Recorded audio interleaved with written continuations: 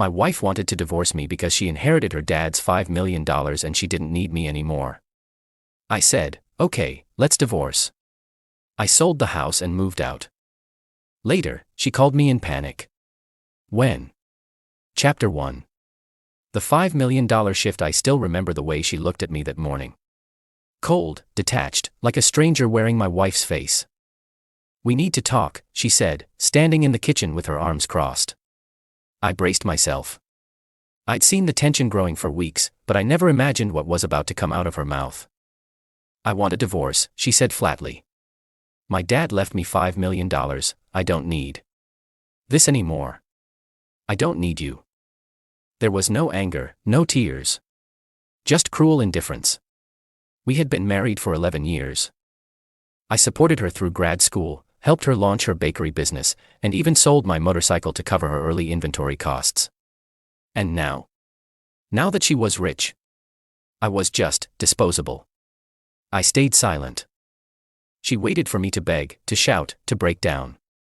But I didn't. Instead, I calmly said, okay, let's divorce. Her smile wavered. That wasn't the reaction she expected. But I wasn't about to give her the satisfaction of seeing me fall apart. Within a week, I sold the house. It had been in my name long before our marriage, a fact she had forgotten in her arrogant rush toward freedom. I handed her a check for her share of the furniture, packed my things, and moved into a small rented loft. And that should have been the end. But it was just the beginning. Because 3 weeks later, I got a call.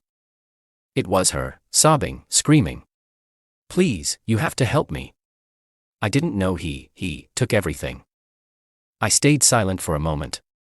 Then, with a calm voice, I said, you should probably call your new life for help. I'm no longer your husband, remember? She gasped. Please, just listen. But I already knew what she was about to say, and I wasn't surprised, because I knew what her father had really left behind. And I had seen the other will. Chapter 2. The hidden truth in the will. After I hung up on her desperate call, I poured myself a whiskey and leaned back in the creaky armchair of my new place. It wasn't luxury, but it was mine. And it was peaceful. Her voice, shaking and desperate, kept replaying in my head. And I almost felt sorry for her. Almost. But then I remembered how she laughed when the real estate agent handed me the house sale contract and said, you don't mind starting over, do you? I mean, you'll land on your feet.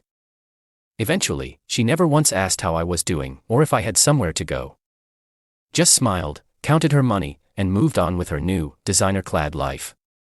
What she didn't know was that I had already spoken to her father's estate attorney weeks ago. Not by accident, but because I had a hunch. You see, her father didn't trust her. He once pulled me aside after a Thanksgiving dinner, sipping on bourbon, and muttered, you're the only thing keeping her grounded. If she ever ditches you, you watch what happens next. Back then, I thought it was just an old man rambling. But it turns out, he meant every word. The will that my wife had been celebrating, the $5 million she thought she inherited, it had a condition, a clause buried deep in the second addendum. Should my daughter separate from her husband within 90 days of my passing, all allocated inheritance will be redirected to local charities and veterans programs. She filed for divorce 17 days after the funeral. And once the lawyers caught up with the paperwork, the $5 million vanished from her account like smoke in the wind. All of it, frozen, transferred, gone. She had already bought a luxury car, signed a lease on a penthouse suite, given notice to her bakery staff and replaced them with influencers and marketing consultants. Now, she had nothing. And she knew it. But what really stung her, what really broke her, was that I didn't warn her. Because I could have. I could have told her the truth about the will the moment she filed the divorce. But I didn't. Because I wanted her to experience the same freefall I did. The same crushing realization. That life isn't about what you deserve. It's about how you treat the people who stand by you when you have nothing. And now, she was the one who had nothing. And no one was standing by her. Not even me. Chapter 3. The desperate call and the final trap. 3 days after her account got locked and the inheritance vanished, she called again. This time, no arrogance, no demands, just silence on the line. And then, Kevin, I made a mistake. Ah, there it was. I let the silence hang just a second longer before replying. Which one? Leaving me? Filing for divorce? Or assuming you'd keep the money? She sniffled. I didn't know. I thought My father never said anything about a clause. Your father did. You just didn't listen. I could hear her breathing, uneven.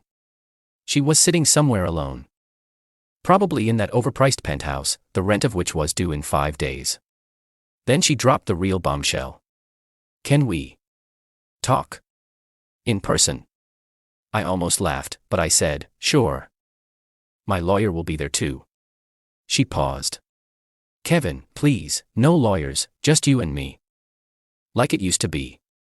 That's when I knew she wasn't just desperate, she was plotting something. And that meant I needed to set the final part of my plan into motion. We met at the old cafe down the street from our previous home, the place where we used to share Sunday breakfasts and dream of owning a cabin in the woods someday. She looked different. Not because of her designer clothes or her forced smile, but because of the fear in her eyes. It was the first time I had seen her look truly uncertain. She reached for my hand across the table. Kevin, I didn't leave you because I didn't love you. I thought I could have more. I made a terrible miscalculation. That word, miscalculation, said everything. She didn't regret hurting me. She regretted betting on the wrong man. And now that she'd lost the jackpot, she wanted to come crawling back to the safe bet. Me. I smiled gently. You're right. You did make a miscalculation. She leaned forward, eyes hopeful. So maybe we can fix this. That's when I pulled out a small black folder and slid it across the table. Already fixed, I said. She opened it slowly. Inside, finalized divorce papers. Signed, notarized, and filed with the court 2 days ago. Her face paled. You filed without telling me. I didn't need your signature, I replied calmly. You filed first.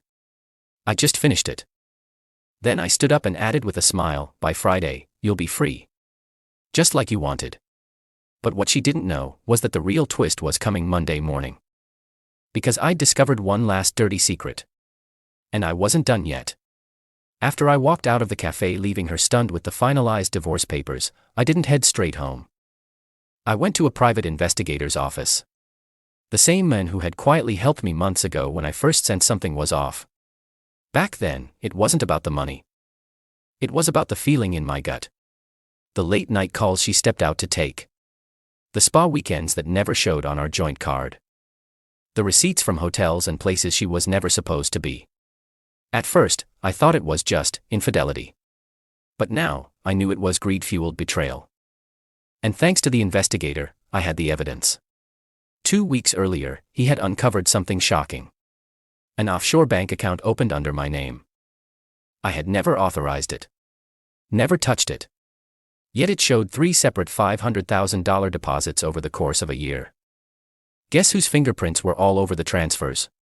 Yep, hers. She had been slowly transferring inheritance funds to this dummy account, probably planning to claim I had stolen it when the divorce got messy. Her plan was brilliant, if I hadn't seen it coming.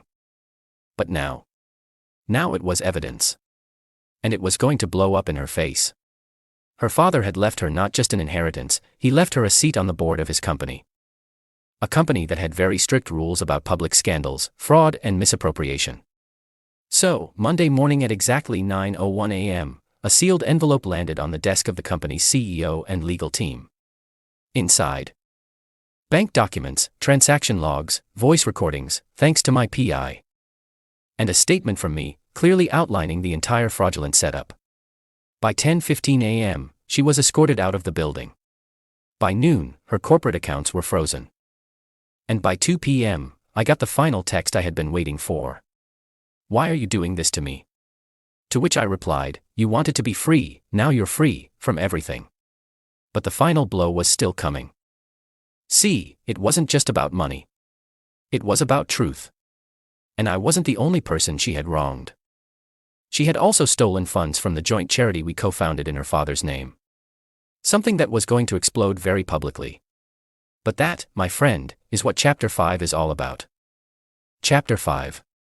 The fall of her fake empire. 3 days after she was escorted out of her father's company, the first article hit the local business paper. Scandal at Horizon Group. Founder's daughter accused of embezzlement and fraud. It wasn't just a headline. It was a wrecking ball, because as the story unfolded, people started talking. Former coworkers, employees, even family friends. Turns out, my ex-wife wasn't just siphoning money into secret accounts. She had been laundering charitable donations from the foundation we had set up in her late father's name. The same foundation that fed hundreds of underprivileged children and sponsored cancer treatment for women in rural areas. She used those funds to buy herself luxury handbags, fund secret trips with her affair partner, and, get this, invest in his shady crypto startup. And I had receipts for all of it. I never wanted to go public. But the board of the charity demanded an explanation. So I stood there, in front of a small press crowd, and said what I never thought I'd have to say. I want to apologize to all the donors and families who trusted us. I had no idea the woman I once loved could be capable of such betrayal. But justice will be served. Every stolen cent will be returned, and those responsible will face the consequences. I made sure to hold up a copy of the signed criminal complaint I had filed that morning with the Financial Crimes Unit. The fallout was immediate. Her new partner's crypto site went offline by nightfall. She was banned from the Horizon board indefinitely, and several donors filed separate lawsuits against her. The next day, she called me in a panic. Her voice cracked, the same voice that once said, "I do. Kevin, please. They're saying I could go to prison. This was all a mistake. I wasn't thinking clearly. You can stop this." I paused, looked at the framed photo of our wedding I hadn't yet taken down and said, "You're right. You weren't thinking clearly. But you made it clear I wasn't needed anymore. So now, you're on your own." That was the last time I ever picked up her call. Within a week, the inheritance she had tried to hide was frozen. Her affair partner ghosted her, fleeing the country with what was left of their crypto fund. Her name was dragged across every major business outlet in the region, and her mother called me sobbing, saying, I had no idea she could stoop this low. The final blow. The luxury penthouse she tried to keep in the divorce was repossessed by the bank after she failed to keep up payments. And the moment it was emptied, I bought the same unit, renamed it Phoenix Loft, and donated it to the charity she tried to destroy. Epilogue. From ashes to armor. It took time, not to get over the betrayal, but to learn how to live without bitterness. That was the hardest part, because when someone you love turns into someone you don't even recognize, it tears something in you. But it also builds something new. Something unbreakable. After the dust settled, I focused on the one thing that never betrayed me. The mission. The foundation, once a side project, became my life's work. I partnered with a team of real people. Passionate. Honest. Hard-working. We renamed it the Phoenix Trust. Dedicated to helping children and women recover from financial and emotional abuse. Within a year, we rebuilt 3 shelters, sponsored over 60 students, and helped dozens of betrayed spouses get back on their feet. All in the name of turning pain into purpose. She tried to sue me. She tried to clear her name online. But her reputation was already scorched. Because while she ran around trying to explain herself on podcasts and gossip panels, I stayed quiet and let truth speak for itself. Eventually, she moved to a smaller city, where no one knew her name or cared. And her affair partner. Arrested in Dubai for fraud. Karma didn't even ask for permission. Dad, are you glad it happened? I looked at him, smiled gently, and said, no. But I'm glad I survived it. And I'm proud that we didn't become like them. He nodded, held my hand, and whispered, Mom chose money. But you chose me. I'll never forget that. The final lesson: this story wasn't about revenge alone. It was about reclaiming dignity. About not letting betrayal define you. About knowing when to fight. And when to walk away without looking back. Because sometimes, the best revenge isn't destroying someone. It's thriving without them, and making sure the world knows exactly who they are, and who you've become in spite of them. Was this revenge perfectly justified? Or should the storm have raged harder? Drop your verdict below. I read every single one. Hit like if you crave justice, and share this story with someone who needs its fire.